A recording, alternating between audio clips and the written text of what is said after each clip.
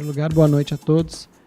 Em segundo, obrigado à organização pelo convite, por poder estar aqui hoje à noite falando um pouco do processo de trabalhos que tem bastante a ver com a temática de hoje, de cartografias, que são trabalhos que eu já venho desenvolvendo, vamos dizer, ao longo dos últimos 8 anos, quase, na área de mídias locativas. Então, eu vou passar um pouco o que a gente vem desenvolvendo, um grupo da Universidade da Califórnia em San Diego, que, enfim, vai questionar a questão do que hoje se convenciona chamar aquelas mídias que você, então, posiciona em determinadas localidades a partir do surgimento de gadgets ou desses pequenos suportes, como telefones celulares, e na época ainda não tinha tablet, e hoje, enfim, todos esses novos devices, aparelhos, aquilo que faz com que você possa ver coisas, enfim, interferir em determinadas circunstâncias do espaço público através de uma determinada virtualidade.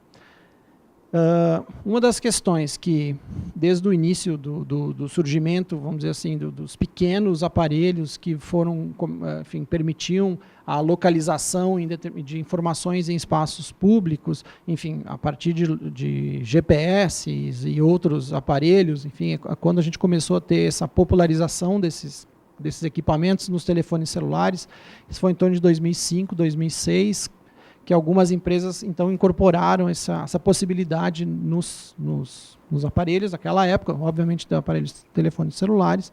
Uma das questões que eu comecei a ficar junto com outro grupo, a gente começou a questionar, porque a gente trabalhava no campo da arte e da tecnologia, e ficou interessado em pensar o que isso implicaria, né, nessa, vamos assim dizer, nessa configuração dos espaços, quando, vamos assim dizer, essas empresas, obviamente, que vendiam esses serviços começassem a utilizar determinados protocolos de informação localizados em determinadas regiões, enfim, e começassem a usar isso para, enfim, seus fins capitalistas, comerciais e tudo mais. Então, na época, acho que foi em 2006, houve um grande problema de uma operadora nos Estados Unidos, que eles venderam os dados das localizações das pessoas, sem elas mesmas saberem, para uma empresa, para ela analisar o que acontecia com determinados comércios na região, né? Eram empresas muito grandes, e havia um supermercado numa cidade, e havia o mesmo supermercado numa outra cidade. Aquele supermercado numa determinada cidade não vendia nada, e aquele outro numa determinada cidade vendia muito. E aquele outro estava indo à falência, era a mesma rede. Eles não sabiam o que acontecia, a empresa vendeu os dados telefônicos das localidades das pessoas, aí eles descobriram que todos os velhinhos daquela cidade que não vendia nada, eles iam jogar num cassino, um carteado ali perto, depois do cassino eles passavam e compravam lá no supermercado e iam para casa, e aquele da cidade deles ficava... Então, isso gerou na época uma polêmica, uma discussão de qual era enfim, o direito, né, de se vender a localidade geográfica, física de uma pessoa e analisar seus dados. Então, a partir daí, a gente começou a fazer alguns trabalhos que a gente chamou de esse espaço público digital, né? E também a questionar esses trabalhos que eu vou mostrar mais adiante, a quem a sua localização geográfica a partir de um determinado latitude e longitude, a partir de um aparelho como um GPS no seu telefone celular, a quem isso pertence, né? Pertence a você mesmo, você pode negociar isso, quais são os efeitos que isso tem para o âmbito, enfim, da circulação de informações e das suas próprias questões ligadas a isso. Então, aqui comeu um pouco, mas isso aqui é uma imagem já de aparelhos que vocês já devem conhecer, enfim, os softwares que vão interferindo na realidade, né, que chama de realidade aumentada, mas softwares que você hoje já tem por todos os lugares, então você pode inserir informações, eu passo lá meu celular e eu consigo ver, que tem uma informação do lado que se já enfim, eu acho que já chegou, coloquei em 2014, 60% dos acessos à internet vão ser realizados a partir de gadgets, de aparelhos, não mais por protocolos www, né, então vão ser os protocolos de acesso às informações em rede a partir do ano que vem, então você já tem mais da metade dos acessos não são mais via browser, são via aplicativos. Então isso vai causando um certo desconforto dentro daquilo que se imaginava da liberdade da rede, de uma série de coisas, porque os aplicativos eles têm um certo direcionamento, têm uma certa, vamos dizer, uma conjuntura, né? Que então a gente também começou a querer pensar um pouco isso, né? A partir do surgimento então, desses equipamentos que vão colocando informações num espaço, né? Essa realidade misturada aí. Então, lá em 2000 se eu não me engano, isso aí foi em 2008, 2009, a Google lançou esse serviço, né, essa aqui é a primeira imagem do serviço que eles chamavam de Google Latitude. Então, esse Latitude hoje em dia funciona no seu Android, se é um telefone celular que você manda operacional Android, você pode instalar esse aplicativo, hoje em dia é bem melhor. Funciona em cima do Google Maps, já funciona em cima do Google Earth, mas esse aqui era um modelo ainda primário, e no qual você então podia ver onde estavam seus amigos, né, que naquele momento se logavam na sua conta de Gmail ou que andavam com o aparelho, naquele momento ainda o sistema operacional desse aparelho que ainda não era o Android. O Android nem existia ainda. Esse aqui é um Symbian, que é um sistema operacional da Nokia, né, que ainda é uma empresa de telefonia grande, mas naquele momento era a que mais se usava. Então esse aqui foi um uso, né, que começou também a gerar uma problemática a partir do momento que as pessoas mostravam onde elas estavam, o que elas estavam fazendo, como que isso então, enfim, a Google já estava começando a pensar nesse determinado momento, se eu não me engano foi em 2008 mesmo que eles lançaram isso, e eles mudam, enfim, tem um fato interessante, a Google muda a prerrogativa dos seus serviços, nesse momento que eles lançam esse software de Google e Mapas, quando eles lançam o serviço de mapas, em 2006, Google e Mapas, eles passam para Google nos mapas, né? Então é um pequeno detalhe ali nas mudanças que eles fazem conceituais, porque, obviamente, eles começam a usar a questão da representação territorial como também valoração e comércio, e, enfim, isso começa a gerar uma série de questões que também nos interessavam nesse momento. Aí no Brasil também surgem alguns serviços que não funcionam mais. Esse Onde Estou acabou sendo comprado, mas era um serviço inicial também de localização, que não foi muito para frente, né, depois foi vendido. Esse aqui é um projeto que, a convite da Gisele, eu desenvolvi junto com um amigo chamado Marcos Coriati, em 2007, para o Nokia Trends, que era o quê? Era um software, enfim, era um pequeno aparelho que fazia exatamente essa localização de pessoas. Então, você criava uma conta, instalava no seu aparelho e você, então, saía andando pela cidade e podia saber onde estavam as pessoas, né, que você, então, tinha no seu círculo de relacionamento, a distância delas, não sei o quê. O projeto ele tinha vários desdobramentos, a ideia era que você pudesse, então, compartilhar músicas, fazer um playlist sonoro na cidade, então você pudesse, por exemplo, quando eu andar pela Rua da Consolação, eu quero ouvir a música, enfim, o protesto é legal, enfim, uma coisa assim. Então eu podia mapear cidades com músicas e podia trocar essas músicas entre os usuários. E aí, como a gente fez esse projeto para a Nokia, algumas coisas não podiam ser executadas naquele momento, principalmente troca de arquivo, né? Não era uma coisa assim legalmente, porque isso geraria um problema legal muito grande, eu trocando música, encontro vocês, vamos trocar música aqui, ficar trocando, enfim, até hoje não pode, enfim, coisa do direito autoral.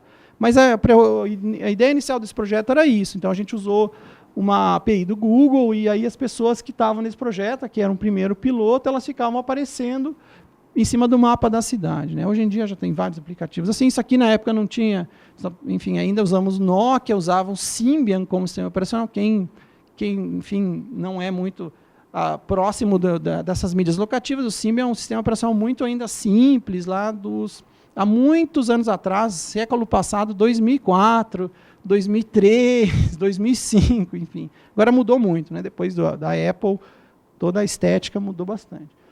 Bom, outros trabalhos também que começaram a nos interessar antes que a gente observava eram também ligados a filmes locativos, né? Então, esse é um projeto de fazer filmes nos quais você poderia localizar cenas ou trechos do filme em determinadas posições, latitudes e longitudes numa cidade, e assistir o filme a partir à medida que você caminhasse e interagisse com a geografia do local. Então, para eu assistir, o filme começaria, por exemplo, num determinado ponto da cidade, eu deveria caminhar até aquele ponto, lá eu começaria a assistir o trecho do filme, e aí ele me daria a sequência narrativa do filme em determinados pontos do resto da cidade, que eu deveria caminhar e continuar assistindo.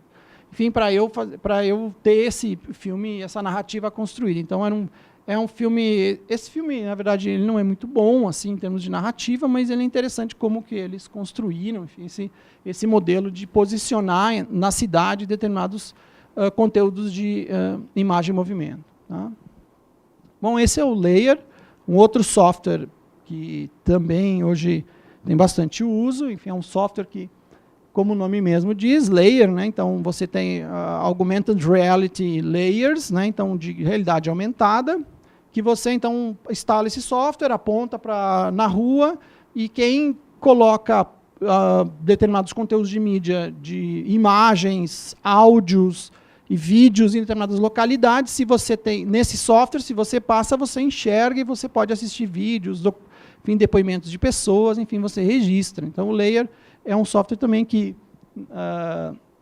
ele vai criar um certo problema e também certos questionamentos sobre quem detém exatamente que informação você pode posicionar naquele lugar, como que isso vai acabar interferindo naquilo que você procura, naquilo que em determinado momento você pretende fazer naquele espaço geográfico onde você está localizado. Enfim, então são questões aí que a gente estava problematizando. Aqui é só uma outra introdução, a questão do QR Code, né, que também foi em um determinado momento importante, hoje em dia não é mais muito utilizado, mas também os telefones celulares permitiam a leitura de informações a partir dessas codificações chamadas aí QR Codes, que é uma espécie de um código de barra, mas com algumas diferenças que ativam determinados processos nos celulares. Você aponta para o celular para esse QR Code, ele pode disparar um vídeo, abrir um site, começar a tocar uma música, enfim. Outras questões também nos interessavam, é você, determinadas posições, você ter esse diálogo entre uma informação posicionada em determinada localidade que poderia te dar, enfim, um aspecto histórico, um diálogo com o que você estava vendo atrás, a partir do momento que você posicionasse a câmera do seu celular e esses aplicativos, então, pudessem te dar essa localização. Bom, esses são uns aplicativos propostas mais recentes, também, que são as mais problemáticas, né? Os aplicativos que... Eu acho que o Facebook parece que ele teve que tirar do ar um dos aplicativos que eles queriam fazer isso, que é a de localização de pessoas a partir de reconhecimento de face, né? Então, isso, obviamente, você já vê o problema que aí está um sujeito numa balada, totalmente para lá de Bagdá, passa o telefone e diz, esse é o fulano do Facebook, posta lá na hora, o cara está completamente para lá de Bagdá, então fica ruim, você sabe quem ele é, onde ele está, e ainda diz, pô, que cara chato aí, bêbado, me enchendo o saco, e você então tem um problema ético legal, o Facebook parece que tirou isso do ar, fazia isso, né? Então, enfim, esses aplicativos... Então, essas questões que eu estou colocando aqui rapidamente, é só para tentar mostrar um pouco o contexto dos trabalhos que a gente desenvolveu posteriormente. Tudo isso aqui vinha acontecendo, vem acontecendo, né, e vai acontecer cada vez mais. Né, então, acho que eu tenho aqui... Bom, não, antes do Google Glass. E aí, só rapidamente, um outro projeto que a gente desenvolveu em 2006, 2007 também, era um aplicativo chamado GPSArt.net, também desenvolvi com o Marcos Curiati, esse é um projeto que a gente fez para o File, que era basicamente para as pessoas desenharem a partir da sua posição geográfica em determinadas cidades, eles podiam ativar esse software, sair andando pela cidade e criar desenhos a partir da sua posição, da latitude e longitude, que enquanto você andava com esse aplicativo pela rua, ele ia desenhando, enfim. Né, tinham baseado em outros projetos de GPS Art, né, também, esse aqui era especificamente para celular. Tá? Então, isso era mais ou menos o resultado que ele gerava. Então, todos os desenhos das pessoas, isso aqui é uma caminhada que a gente fez lá em Porto Alegre, no File, só de teste, enfim. Então, você podia caminhar, mudar de cores, você podia desenhar várias coisas aí pela cidade. Então, as pessoas usavam isso para escrever nos mapas do Google, escrevia o seu nome, fez um coração do lado da quadra da namorada, passou o dia inteiro caminhando lá até acertar, enfim. E, mais recentemente, um dos aspectos que a gente continua bastante intrigados e que, obviamente, já geraram muita polêmica, todo mundo aqui já deve estar sabendo, o Google Glass, que vem, então, substituir o gadget, ou, enfim, introduzir um outro tipo de gadget que é um pouco mais complexo, no qual você não tem a necessidade de pegar o seu telefone e fazer todas as ações e operações para conseguir ter essa realidade aumentada no espaço físico, ou com espaço físico, ou com espaço geográfico. O Google Glass, o que eu comentei, que já está tendo uma polêmica, então ele é proibido já por lei dentro de espaços públicos, determinados espaços públicos do governo americano. O FBI, você não pode entrar no FBI, na CIA, na NASA, com o Google Glass. O uso dele não é permitido. Ele também não é permitido em determinadas localidades, como banheiros. Então, daqui a uns anos, você vai ver placas do banheiro. Proibido o uso do Google Glass, fazer xixi fora da privada e um monte de coisa. Por quê? Porque eu entro com o Google Glass lá, você está lá, eu posso ativar ele sem voz, né? Enfim, para ativar o Google Glass, eu falo ok, Glass, e peço a ação. Ou eu faço um movimento ocular. Então tem um cara lá que está fazendo um xixizão, esse cara é bacana, eu vou lá e fico filmando e streamando o que ele está fazendo. Então essas questões vão obviamente, ou você participar de uma reunião com alguém e transmitir essa reunião em tempo real, porque, querendo ou não, isso vai acabar acontecendo, né? Nós vamos estar todos daqui a uns anos com esse Google Glass, achando a coisa mais normal, todo mundo piscando, Google Glass, Google Glass, e a gente achar... Então, isso é uma... ok, Google, ok, Glass, né? Falando isso o tempo todo. Enfim, ou como é que eu não sei como eles vão traduzir, né? Enfim, vai ser engraçado, mas isso vai complexificando os trabalhos que a gente vinha realizando, né? E uma das coisas, então, que a gente pensava, que eu e um amigo específico, uma pessoa que eu trabalho há muitos anos, especificamente chamado Brett Stallman, como a gente dá aula, ensina e pensa essas questões todas, a gente pensa, como é que a gente vai ensinar os alunos a dominar essas ferramentas e criarem eles mesmos, e interferir nesse espaço. Então, a gente acabou criando alguns projetos, então a ideia dessa... vamos chamar nova, é quase que uma representatividade de uma esfera pública digital, né, que você tem, e como é que você torna isso acessível, né? Então, a gente fez um projeto, a gente começou esse projeto em 2006, 2006, também, chamado Walking Tools, que ele está todo no SourceForge, então vocês podem entrar, downloadar esse projeto. Então, a gente trabalha muito, nossas pesquisas são muito no campo do código, e também no campo do processo. Então, a nossa ideia, um pouco com esse projeto, especificamente, é criar ferramentas através das quais qualquer pessoa possa, então, ela mesma produzir e localizar no espaço geográfico, numa determinada latitude e uma longitude, as suas produções, quaisquer que sejam de mídias. Imagens, vídeos, fotos, depoimentos, áudios, enfim. Você, através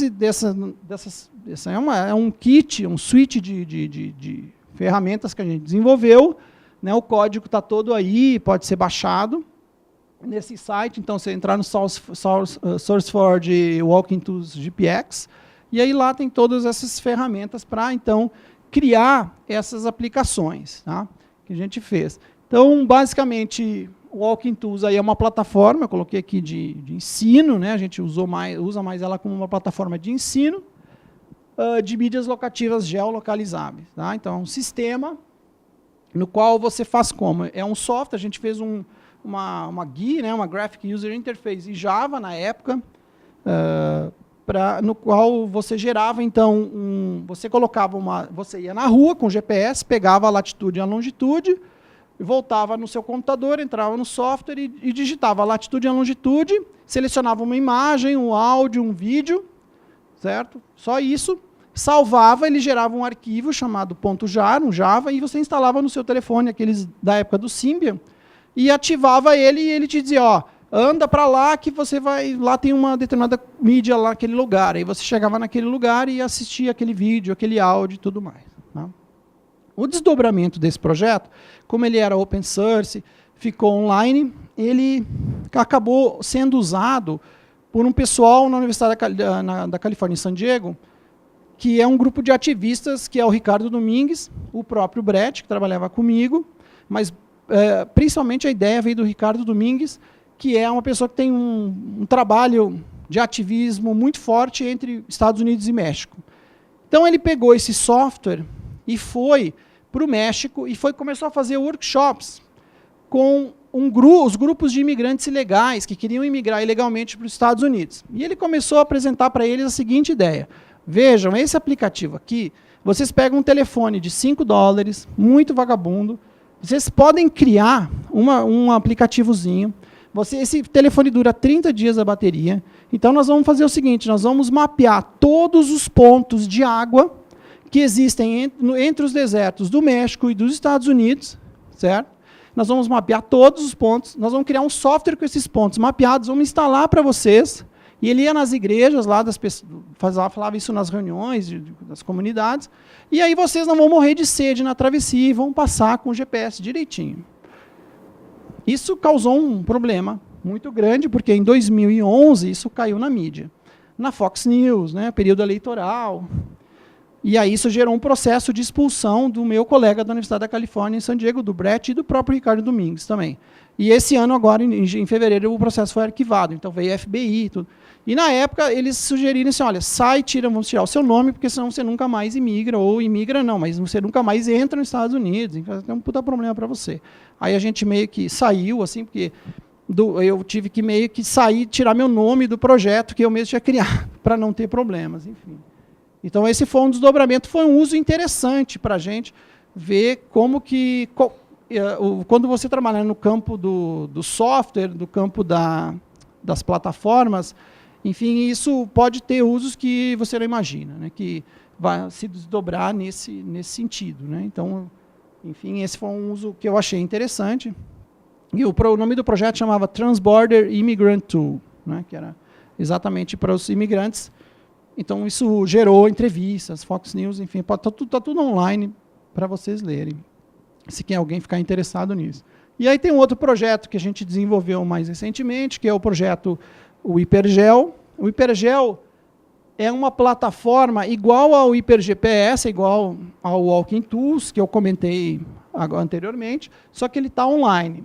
Ele é um Google App Engine, é uma máquina da própria Google, que a gente associa à sua conta do Gmail, e aí você pode entrar lá no Google Play, tem o Hipergel, o aplicativo, aí você entra no site hipergel.net, loga, e aí você vai ter uma tela mais ou menos assim, onde você vai fazer a mesma coisa, você vai criar um projeto, ali você vai colocar latitude e longitude, vai escolher o arquivo que você quer associar àquela determinada latitude e longitude, e vai andar com o seu aplicativo por aí, quando você chegar no ponto, então você vai poder acessar aquele conteúdo que você colocou naquela latitude, naquela longitude.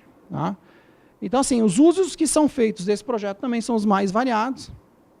E aí sempre tem as questões que, como são projetos artísticos, vamos chamar de artísticos, a gente sempre lida com algumas questões limítrofes. Por exemplo, se alguém posiciona um lugar específico onde alguém vende o melhor haxixe da cidade, entendeu?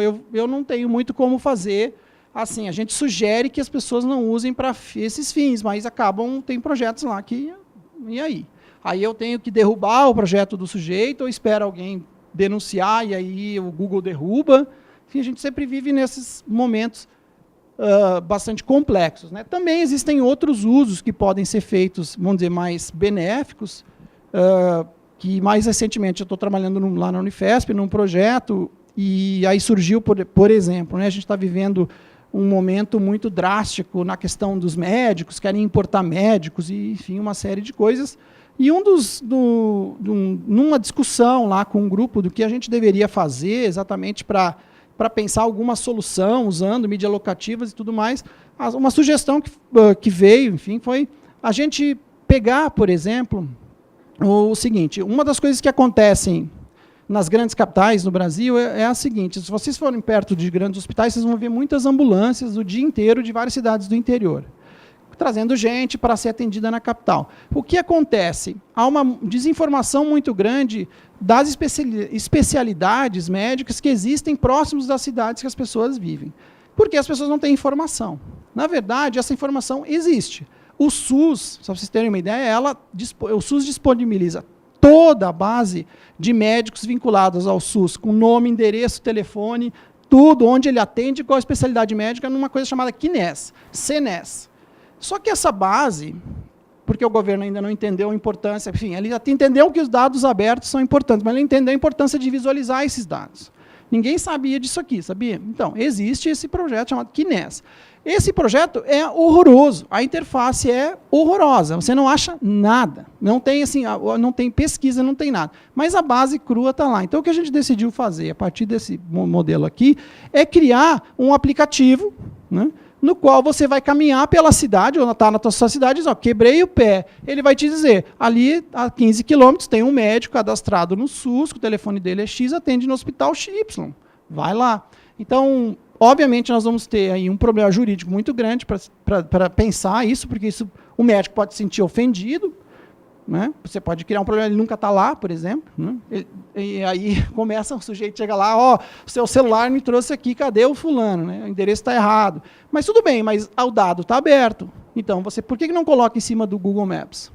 Onde estão todos o CNES do Brasil, dos médicos brasileiros. Enfim, são pequenos detalhes aí que também a gente está pensando em usar as bases aí que a gente já tem de know-how, né, que não são exatamente artísticas.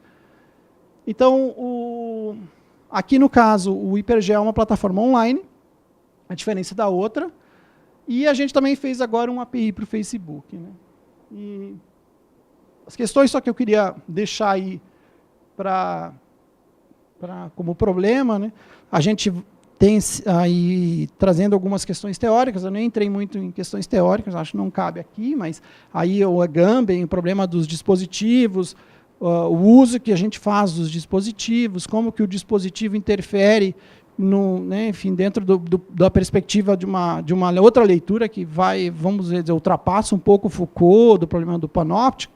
Então, esses dispositivos também têm outros usos, e eles podem ser subvertidos. O que a gente quis fazer com os nossos projetos sempre foi trabalhar no campo do código, e aí isso é um motivo para uma outra fala, um dia que eu puder falar do que também um grupo que eu participo chamado Software Studies, que é estudos culturais, o impacto do software na sociedade, então, que ficou evidente nas últimas semanas, né, com o uso que as pessoas fizeram das ferramentas de redes sociais, né, e tomaram conta, enfim, fizeram movimentos, e essas redes elas estão se espalhando, né, desses movimentos que vários teóricos estão tentando pensar o que está acontecendo, então, são, né, essa horizontalidade, essa fragmentação, esse aspecto da indicação direta, né, da informação, então você não tem mais... Qual é a mediação exatamente? Né? É o próprio Facebook, mas ao mesmo tempo é uma plataforma, ao mesmo tempo é o Twitter, e isso vai gerando então, uma série de questões para a gente pensar, né? Até que ponto o software vem interferindo, ou como que as pessoas estão também subvertendo o uso dos softwares e dos códigos e criando novos usos inesperados. Né? Enfim, que os governos e todos nós vamos ter que pensar. Bom, então é basicamente isso que eu tinha para dizer, e obrigado.